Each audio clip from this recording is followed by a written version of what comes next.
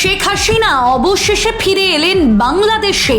12 মাস দিল্লিতে কাটানোর পর বাংলাদেশে ফিরছেন তিনি। বিমানবন্দরে নেমেই তিনি হাত নাড়লেন সমর্থকদের দিকে। ভিড়ের মধ্যে কান্না, উল্লাস, উত্তেজনা সব মিলেমিশে এক অগ্নিগর্ভ পরিবেশ। ঢাকা আজ অচল। সকাল থেকেই হাজারো মানুষ বিমানবন্দরের পথে। পথ জুড়ে স্লোগান, নেত্রী ফিরছে, বাংলাদেশ বাঁচবে।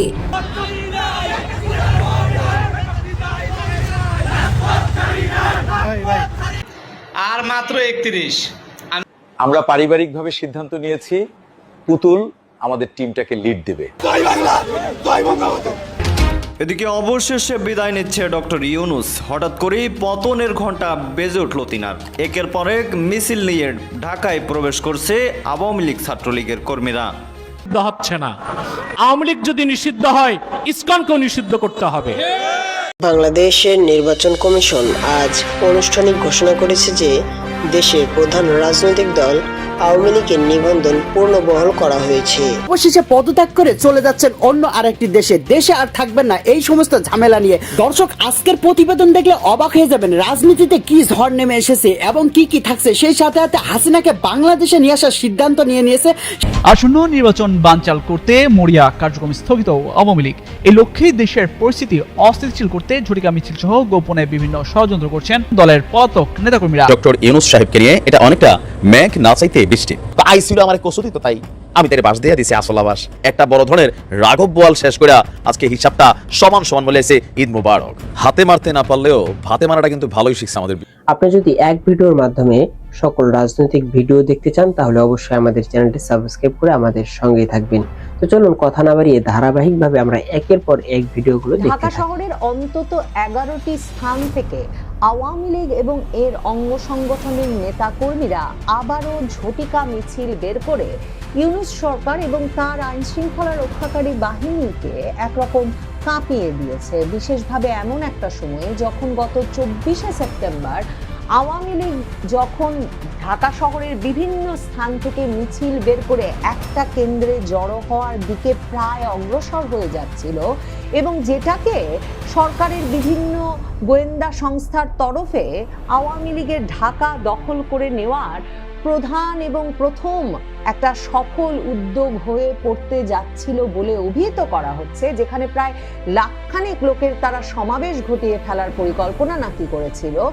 ওই দিনে মানে 24শে সেপ্টেম্বর যখন আওয়ামী লীগের অন্তত 244 জনকে পুলিশ গ্রেফতার করে ফেলে একটা মিছিল সংগঠনের জায়গা থেকেই, ফার্মগেট থেকে পুলিশ এবং সেনাবাহিনী মিলে, এবং সেই 244 জনকে জিজ্ঞাসাবাদ করে হেফাজতে নিয়ে নানা রকম প্রশ্নের মাধ্যমে যখন পুলিশ এবং আইন শৃঙ্খলা রক্ষাকারী বাহিনী ভাবছিল যে তারা হয়তো আওয়ামী লীগ এবং এর অঙ্গ সংগঠনের মিছিল সাজানোর এবং মিছিল রাজপথে নামিয়ে ফেলার যে নেটওয়ার্ক সেটা একরকমের ভেঙে দিতে সক্ষম হয়েছে, তখন এই সপ্তাহ তিনেকের মাথায় আওয়ামী লীগ আবারও ঢাকা শহরের বিভিন্ন জায়গায় একত্রে নানা সময়ে দিনের নানা ভাগে দিনে দুপুরে প্রকাশ্যে যানজটের মধ্যে জনসমাগমের মধ্যে মিছিল বের করে নিয়ে আসে এবং এর ফলে স্বাভাবিকভাবেই আবারও ইউনূস সরকার এবং তার আইন শৃঙ্খলা রক্ষাকারী বাহিনী একরকম নড়ে চড়ে বসেছে। দেখেন, আওয়ামী লীগ যেই জায়গাগুলোতে মিছিল করেছে সেই জায়গাগুলোর কথা যদি একটু বিবেচনা করি, কুর্মিটোলা জেনারেল হাসপাতালের উল্টো পাশ থেকে মিছিল হয়েছে, শনির আখড়া এলাকায় মিছিল হয়েছে, ওয়াডির জয়কালী মন্দির এলাকায় মিছিল হয়েছে, এছাড়া ধানমন্ডির আবাহনী মাঠের কর্নার, তেজগাঁও শিল্পাঞ্চলের মিছিল, 7 রাস্তা মোড়, এলিফ্যান্ট রোড বাটা সিগন্যাল, উত্তরা 3 নম্বর সেক্টর, আগারগাঁও বেতার ভবন কিংবা রমনার মৎস্য ভবন এলাকার মিছিলগুলোর কথা সংবাদ মাধ্যমে রিপোর্টেড হতে দেখা যাচ্ছে। মতিঝিলের দিলকুশাতেও একটা মিছিলের কথা আমি পত্রিকায় দেখছি। তো এই অবস্থায় অন্তত 11টা স্পটে মিছিল হয়েছে বলে সংবাদ মাধ্যমগুলো খবর দিচ্ছে। তবে আওয়ামী লীগের ফেসবুক পেজে বলা হচ্ছে যে অন্তত রাজধানীর 35টি স্পটে একসাথে মিছিল করেছে এবং জয় বাংলা স্লোগানে রাজপথ প্রকম্পিত করেছে আওয়ামী লীগের নেতাকর্মীরা।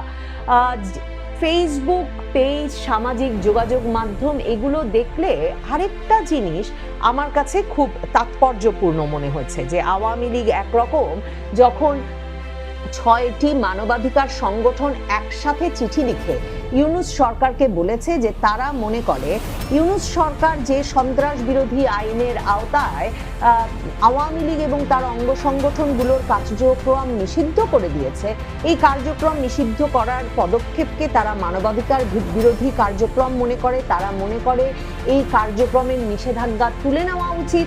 এছাড়া মানবাধিকার সংগঠনগুলো এই যে স্পষ্টতই Civicus, committee to protect journalist, Fortify Rights, Human Rights Watch, Robert F Kennedy Human Rights Tech Global ইনস্টিটিউটের মতো মানবাধিকার সংগঠনগুলো যে ইউনূস সরকারকে পরিষ্কার করে চিঠি লিখে বলছে যে একরকম যেমন কার্যক্রমে নিষেধাজ্ঞা আওয়ামী লীগের তুলে নেওয়া উচিত, তেমনি তারা মনে করে এই যে সন্ত্রাস বিরোধী আইন সহ যে কোনো মামলা দিয়ে আওয়ামী লীগ সহ তার অঙ্গ সংগঠনের নেতাকর্মীদের ওপর যেভাবে চলমান নির্বিচার গ্রেফতার ও আটক চলছে সেটা অবিলম্বে বন্ধ করতে হবে।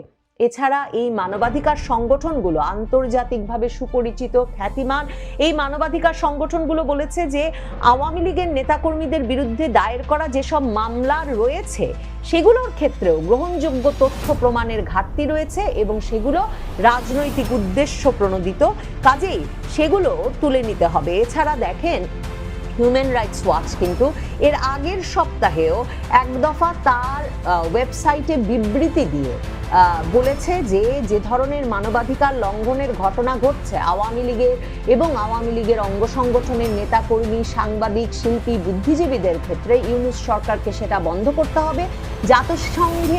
জাতিসংঘের মানবাধিকার কমিশনের দফতরকে এদিকে নজর দিতে হবে যে কি করে বাংলাদেশে এ ধরনের মানবাধিকার লঙ্ঘনের ঘটনা ঘটতে পারছে।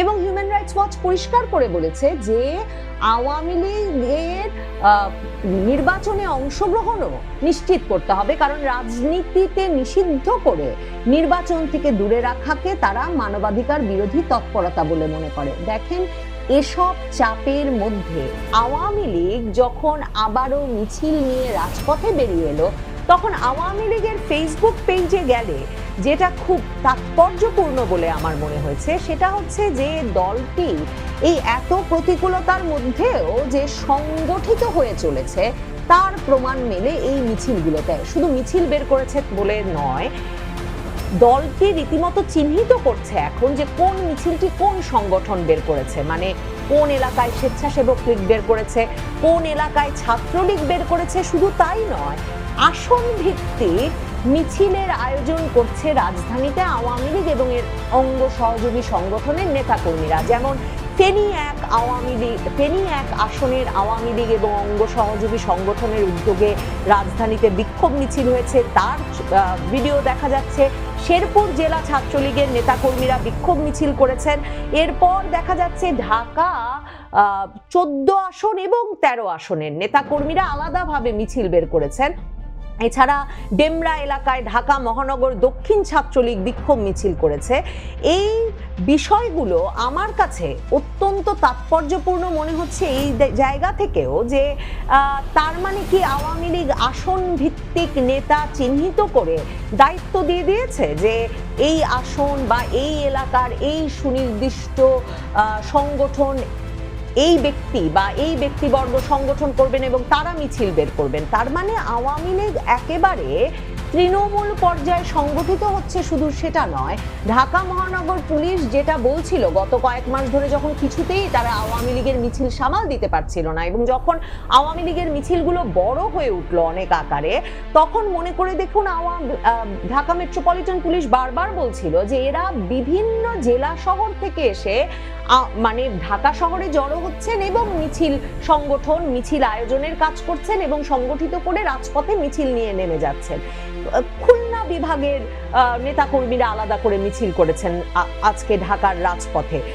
তো এই বিষয়গুলো মাথায় রাখলে বুঝতে অসুবিধা হয় না যে আওয়ামী লীগ সারা বাংলাদেশ জুড়ে ছড়িয়ে পড়ছে এবং তারই প্রেক্ষিতে সারা বাংলাদেশের বিভিন্ন জায়গায় যেমন মিছিল হচ্ছে, বিভিন্ন জায়গার নেতাকর্মীরা সংগঠিত হয়ে রাজধানীতেও তারা মিছিল নামাচ্ছেন। মানে দলটি আসলে তৃণমূলে ব্যাপকভাবে শক্তি বৃদ্ধি করছে এবং সংগঠিত হচ্ছে এই ভয়াবহ প্রতিকূলতার মধ্যে। আর আমার কাছে যে জন্য তাৎপর্যপূর্ণ মনে হচ্ছে সেটা হচ্ছে একদিকে যখন ওই যে বিদেশি রাষ্ট্রদূতরা সাবের হোসেন চৌধুরীর কাছে যাচ্ছেন, বিদেশি মানবাধিকার সংস্থাগুলো বিবৃতি দিয়ে বলছে আওয়ামী লীগের নিষেধাজ্ঞা তুলে নিতে হবে, আওয়ামী লীগকে সহ নির্বাচন করতে হবে, অন্যদিকে তখন আওয়ামী লীগের এই যে আসন ভিত্তিক মিছিল, ঢাকা 13 আসন মিছিল বের করছে, ফেনী 1 আসন মিছিল বের করছে, ঢাকা 14 আসন মিছিল বের করছে, তাতে মনে হচ্ছে যে আওয়ামী লীগের ওই যে সভানেত্রী শেখ হাসিনা যে তৃণমূলে আওয়ামী লীগকে শক্তিশালীকরণের কাজ করছেন, সেখানে এখন সম্ভবত নির্বাচনী আসন ভিত্তিক আলাপ তারা শুরু করেছেন এবং নির্বাচনী আসন ভিত্তিক নেতৃত্ব নির্ধারণ করে দিয়ে, নেতাকর্মীদের নির্ধারণ করে দিয়ে তাদেরকে তাদের তৎপরতা দেখিয়ে দলকে রাজপথে ফিরিয়ে আনতে এবং রাজনীতির ময়দানে ফিরিয়ে আনার নির্দেশনা দেওয়া হয়েছে। এই বিষয়টা এই মিছিলের খবরগুলো যেভাবে এসেছে তাতে আমার কাছে অত্যন্ত পরিষ্কার বলে মনে হয়েছে যে দেখেন আজকে ঢাকা মেট্রোপলিটন